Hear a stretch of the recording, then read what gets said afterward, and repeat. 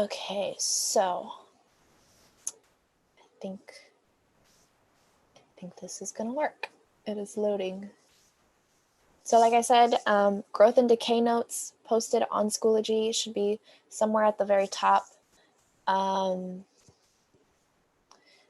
Okay, this is weird now.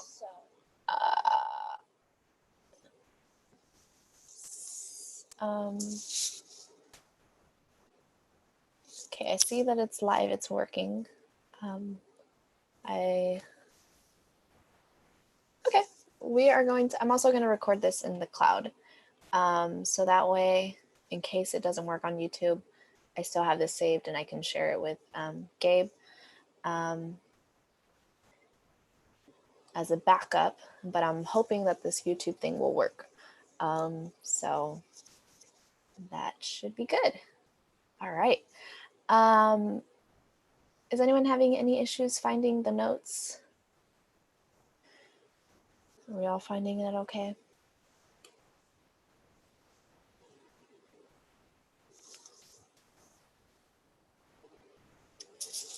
I am going to share my screen here.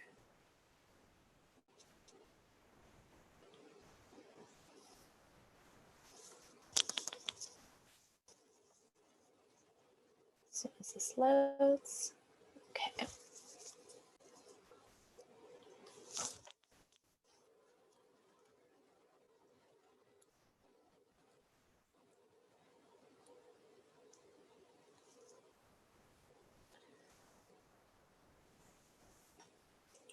Okay, I think we are on the right track here.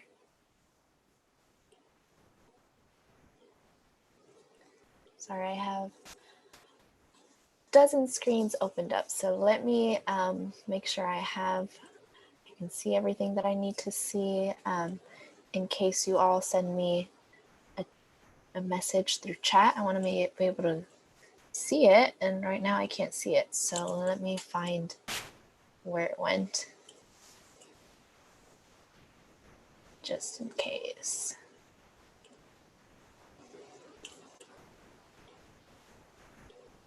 And then I need to have the participants open because I have Sydney and Gary coming in.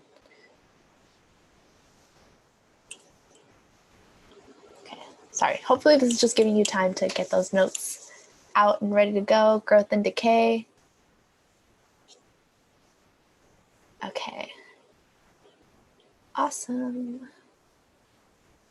I think I'm all set to go. Okay.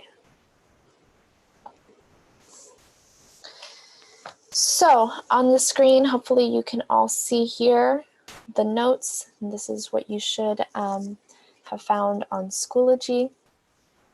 And I'll also be posting a link to these notes on the class schedule page for today.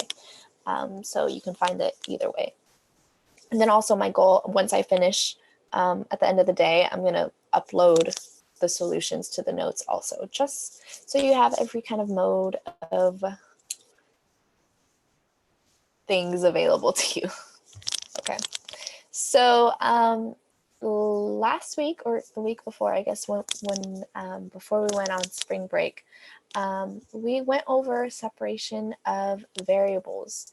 And so really quickly, we just want to kind of recall when was it useful to use the separation of variables strategy? Like, why do we have it? What is it? And why? When do we use it? So if you can recall, separation of variables is when we, like the name says, separate the two different variables because we cannot integrate when we have two variables. So not yet, at least. We don't have that technique yet. So the only technique we have is separation of variables. So when it is useful when we have an equation with both x's and y's, or with two variables, right? Doesn't necessarily have to be x and y. But we have this example here showing us when we might use separation of variables. We have y prime is equal to 2x over y.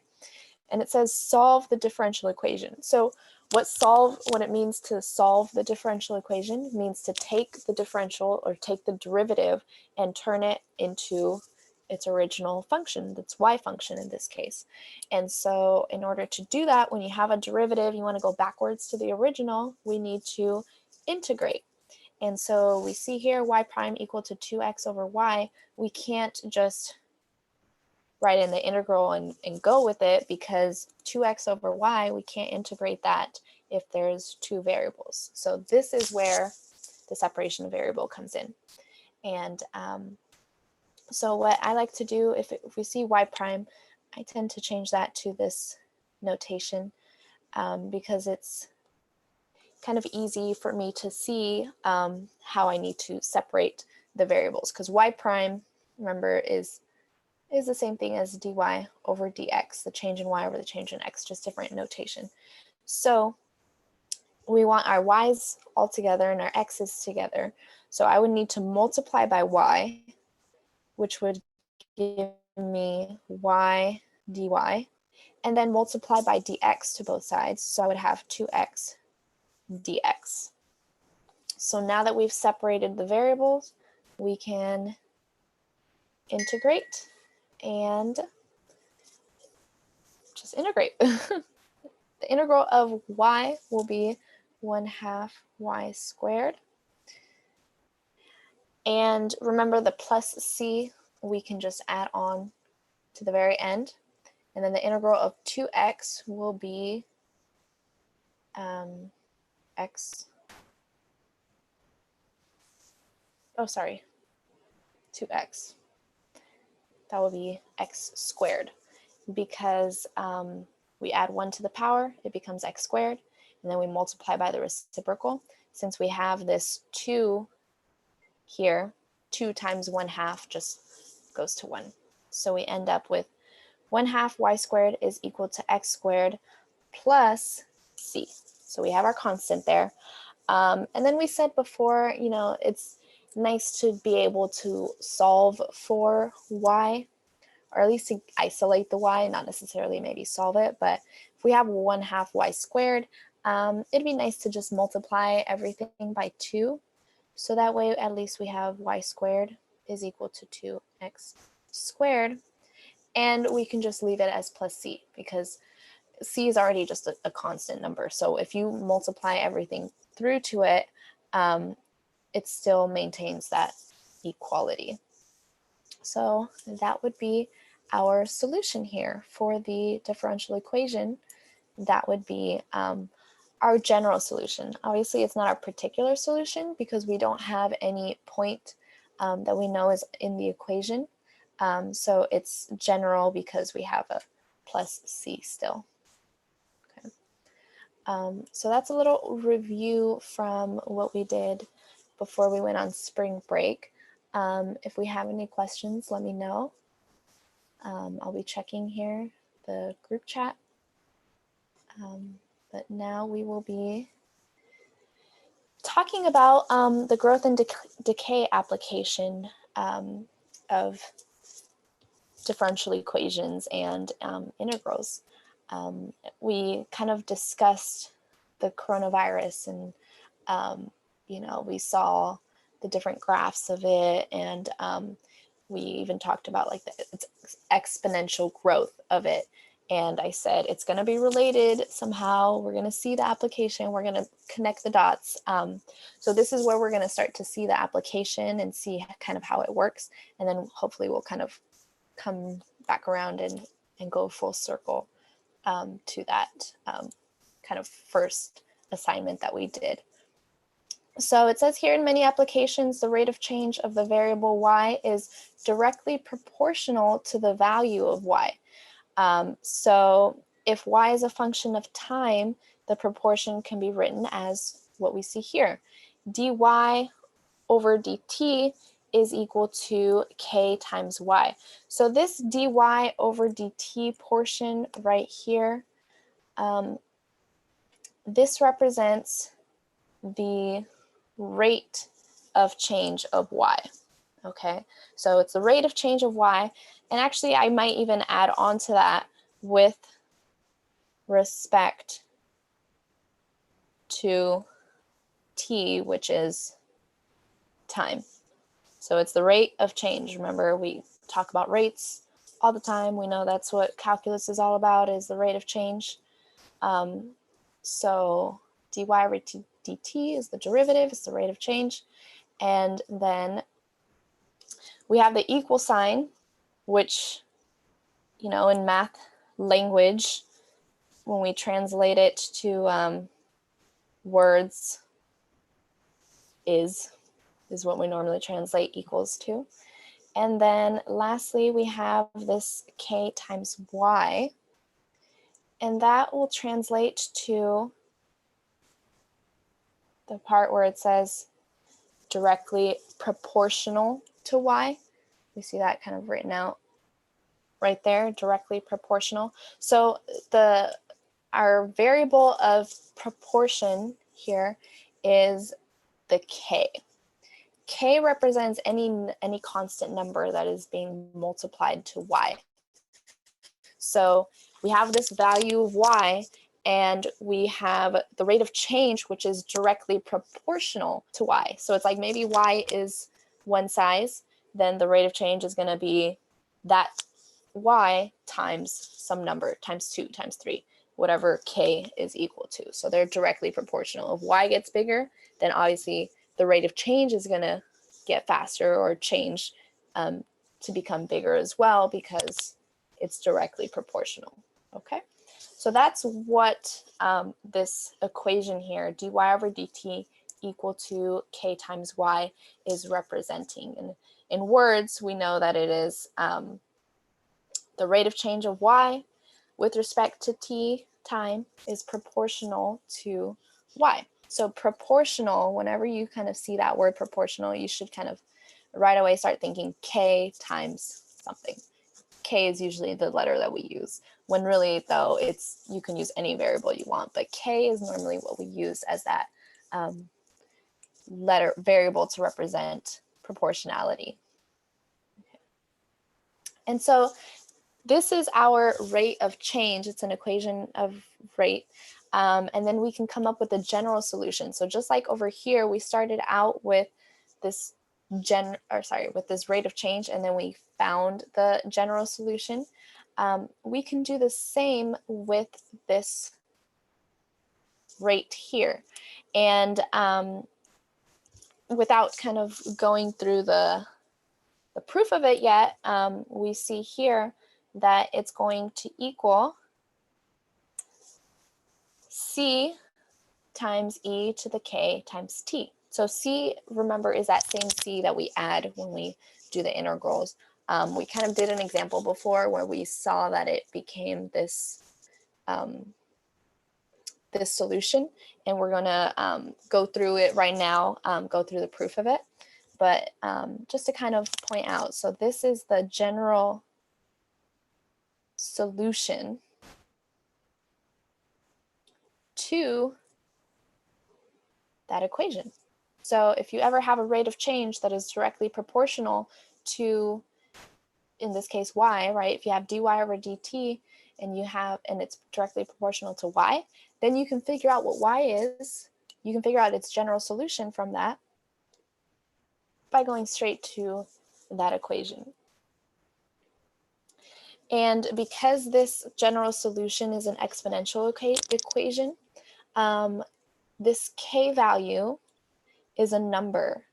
And that is going to be telling us, whatever k is, if it's going to be exponential growth or exponential decay. Because if it's a positive value of k, then we know it's going to be exponential growth, because the exponent is positive.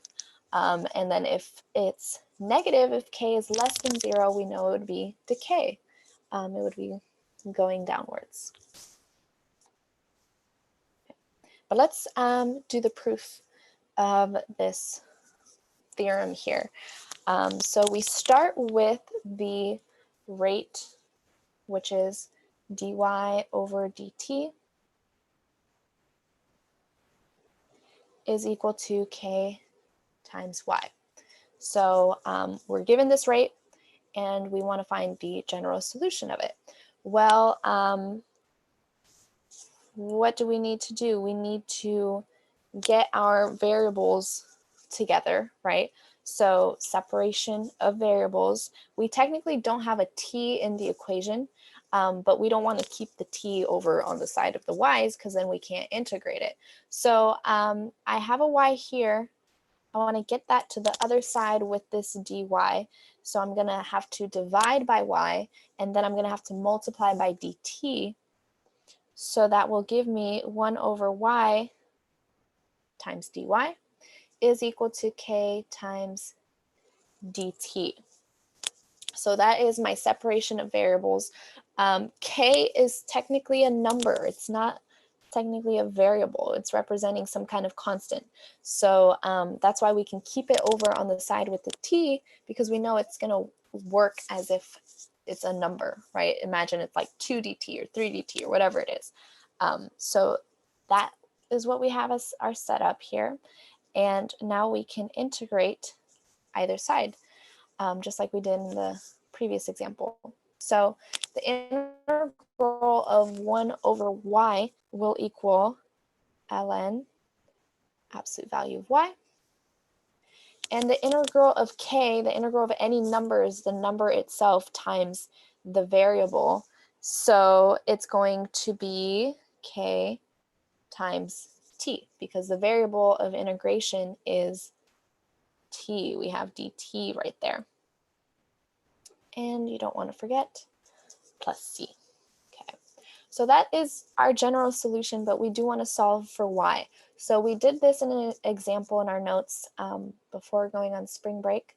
To solve for y, we need to isolate it. So we need to get rid of that ln. And what is the inverse of ln? It's e, it's our exponential. So we kind of raise everything as the power, and e to the ln of y, our e and ln is going to cancel, so we're left with y is equal to e to the kt plus c. And then remember last time we recalled our properties of exponentials, that if we are adding those exponents, then we can split it apart with multiplication. So we have y is equal to kt times e to the c. E to the c, remember c is just a constant. So if you have an exponential raised to some number, we're just going to make it c. We did that in that example last time. So this becomes y is equal to c times e to the kt, and there we go. That is the proof that this is, in fact, the general solution to that rate of change. So this is a fact. This is a theorem that we can use. We've proved it. We know that it's true. We've done the work. So you don't have to necessarily prove this every time. You can recall this theorem now. So if you, we're going to do some examples here, are given some kind of rate that is directly proportional to its original equation, its original solution, you can invoke this theorem to be able to find that original solution, which is what we're going to do moving forward. We're going to see how many, I think we can probably just get through this example and then we'll call it a day and go over any questions you have, and then we'll kind of continue moving forward tomorrow. We're pretty much almost to the end of everything. By this week, we should have everything kind of covered and we'll start reviewing. And of course, you're more than welcome to start reviewing on your own, obviously. But here we go, example 2. The rate of change of y is proportional to y. So this is a key phrase here. We're going to break it down, we're going to discuss it, but I'm going to finish reading the problem. When t is equal to 0, y is equal to 2. When t is equal to 2, y is equal to 4. what is the value of y when t is equal to 3? So we've got a lot going on in this problem that we have to kind of break down and understand and kind of piece together how we can get from point A to point B, because we got to do there's a few steps to get there. So point A is this phrase here that we've got. The rate of change of y is proportional to y. So what I want to do is I want to think about how to write this as an equation. And I didn't mean to do that. So we've got the first part, rate of change of y. Right, we've got the is right here. So I know that's going to be the equal sign, and we got the left-hand side, and then we've got the right-hand side. So on the left, we've got the rate of change of y. That's going to be dy. And because we have t and y over here, we're going to go ahead and assume it's dy over dt. So the rate of change of y, kind of parentheses, we're thinking with respect to t, is proportional. It doesn't say directly proportional, but directly proportional to y. So that proportional, whenever I see that word, I know that's k. And so it's proportional to y, so that means it's going to be k times y. So there we have it. That is our derivative that they just gave us right here. So we're starting with this fact right here. dy over dt is equal to k times y. Now, what is it that we're trying to actually figure out in this problem? They've given us this here, t is equal to 0, y is equal to 2. That's a point that they've given us, 0, 2. So we're going to come back to that. And then they give us another point, 2, 4. So we're going to come back to that information as well. It's relevant information that we need to use to answer the question, which is, what is the value of y when t is equal to 3? So it's kind of like if you have a point, right? We're trying to figure out what is the y value that corresponds with 3. So in order to figure that out, we need to have an equation for y, right? Because if you have an equation for y, you can easily just plug in t, and then out comes the y value. But we don't have an equation for y, we have an equation for the rate of change. So how can we get an equation of y? Integrate.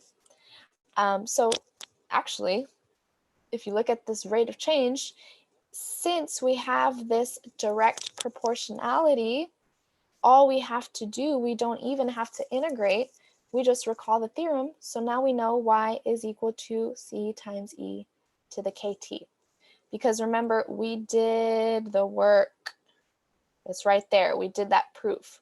We know that when you have this rate of change where you have that direct proportionality, it's going to give us this general solution. So there we go. We have already a general solution for y. Now, all we would need to do is plug in our t value, which we know is equal to 3, and out comes our y value. But the problem is we don't know what k is, and we don't know what c is. Right? They didn't give us that. So we still need to figure that out. We can't get our answer just yet because we don't know exactly what our particular solution is. So now we need to figure out what that particular solution is so that we can get our exact value here. So how do we find the particular solution? We use what we've been given. Right? They gave us 2 points. Let's use them. We can plug them in, and hopefully it's going to help us to solve for those 2 variables. So 0, 2, when t is equal to 0, y is equal to 2.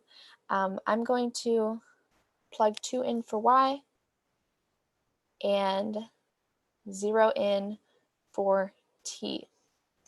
And what we can see here now, k times 0 is 0, e to the 0 power is 1. So I get c is equal to 2. look, now we're getting places because now we figured out what C is because we used this point right here. So now I can turn that general solution into more of a particular solution. It's still not necessarily my particular solution because I still don't know what K is, but that's going to be, remember, they gave us another point here. So we can use that second point, plug that in to start to find that particular solution. So y is equal to 4 and t is equal to 2. So this becomes 2k. And I want to solve for that k. K is actually the only variable here now because e, remember, is a number. So to get k on its own, I need to divide by 2 first. So 2 is equal to e to the 2k. And then I want to get rid of the e so I can get that k down. So that means I have to take ln of both sides. So that will cancel. And I'm left with ln of 2 is equal to 2 times k. So that means k is equal to ln of 2 divided by 2. And there we go. We figured out what k is. So I'm going to come back here.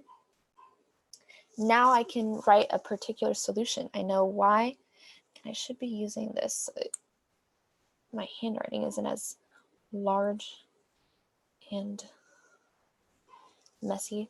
So y is equal to 2e to the ln 2 over 2 times t. That is now my particular solution because my only two variables now are y and t.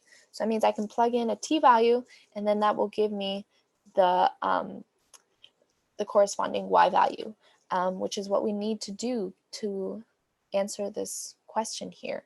So when t is equal to 3, I'm going to plug that in. I need to figure out what y is. So we have ln 2 over 2 times 3. So that really just becomes, let's see here. If we want to try and simplify this as best as we can. We're going to use some properties here. This technically becomes 2 times e to the 3 halves ln of 2. And the reason I kind of put this as a coefficient is I see that there's an e down here and there's an ln up there. So those are inverses. They're going to be able to cancel each other out, but I have to get rid of that constant or move that constant before I can do that, that coefficient that I have there. And so if I put that kind of all together there, then remember that becomes the power. So this will become 2 times e to the ln of 2 to the 3 halves. So now that cancels out, and I'm left with 2 times 2 to the 3 halves. And just to kind of further continue to simplify, they have the same base. And the power technically is 2 to the first power, which is 2 over 2. We add those powers, right? When we're multiplying, it'll become addition. So it becomes 2 to the 5 halves. Just to kind of get a nice, I mean, obviously this is still not a whole nice number, but it's a nicer number to kind of have a solution for. And then if you plug it into your calculators,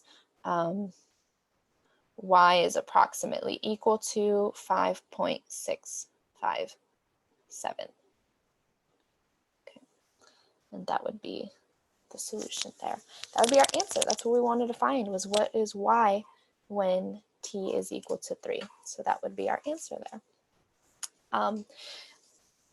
We have the graph here, so we can kind of talk a little about the graph. So this equation here that we came up with, this is our particular solution. This is what you see graphed right there. And so if you think about kind of the points here, we have the point 0, 2 is right there. And then we have the point 2, 4 is right here. And then if we think about 3, 3 is right there. And where does that kind of lie? If this is 4 right here, this is 5, this is 6. See how it kind of lands right in between 5 and 6 at approximately 5.657. So we can kind of see that it makes sense. And another thing to point out is, notice it's upwards, it's an exponential growth. And that is, if you notice here, ln of 2 over 2, that's a positive value. If you plug it into your calculators, you see it's a positive number. So it's an exponential growth situation that we have going on here. Okay, so this is one example here where you can see how we use the separation of variable and then any given conditions to be able to find particular solution and then be able to plug in whatever values you want to see the outcome of it. We are going to tomorrow see specific applications in real life, how people, scientists use this form of math to solve problems. So that is it for today. Please let me know if you have any questions in the group chat. Tomorrow we're going to take some time a little more in the beginning of class to chat and talk a little bit. I miss you all. I want to hear from you all. I want to see how you've all been doing. I'm sorry today we didn't really get a chance to do that, but it's because I wanted to kind of get through this topic. You're going to have an assignment to do, some problems to practice, kind of like what we just did. So we can tomorrow take a few minutes to chat a little and then get back into some math, and hopefully we'll be done this week with all of our topics for the AP exam, and we'll just go full force with reviewing and practicing. So that is it for today. Let me know if you have any questions. I'm going to see if I can figure out, get this live session ended. But I'll still be on here for another minute or two. So let me know in the chat if you have any questions. But have a great day, everybody.